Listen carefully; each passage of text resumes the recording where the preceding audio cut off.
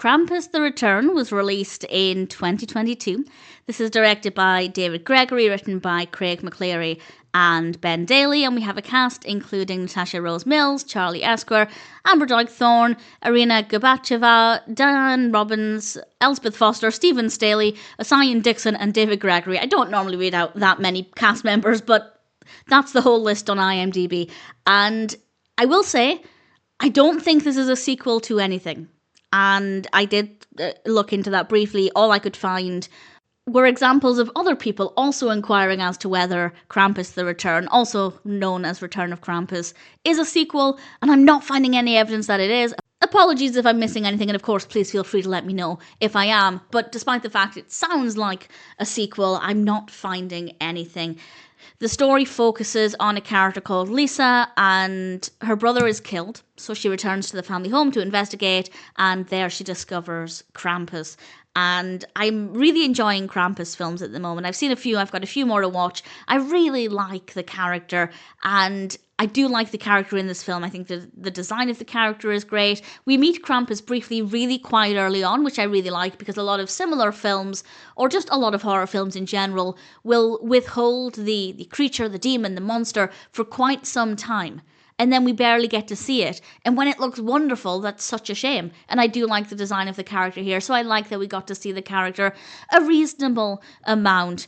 And in general, with regards to the narrative, it's okay.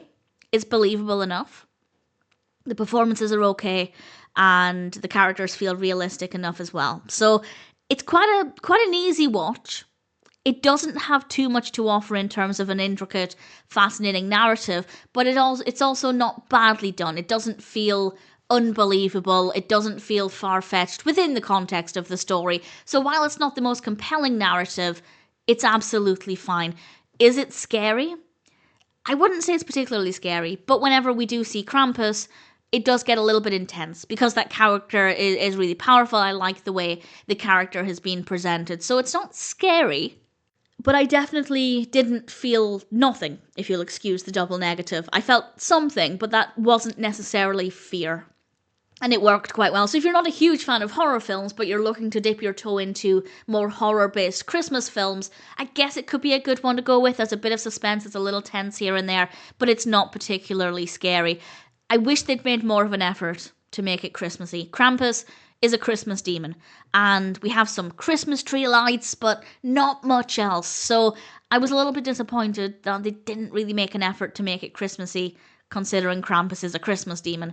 But that aside, everything else about it is okay, fine as a one-time watch. We have some good music, some okay camera work, the performances are okay, the narrative is straightforward enough, reasonably well executed, not the most interesting, but it works, and Krampus as a character I do like. Not the scariest film, but as I said, there are some moments with Krampus that are not too bad. In general, if it sounds like a film for you, then I'd say Krampus the Return might be one that's worth watching.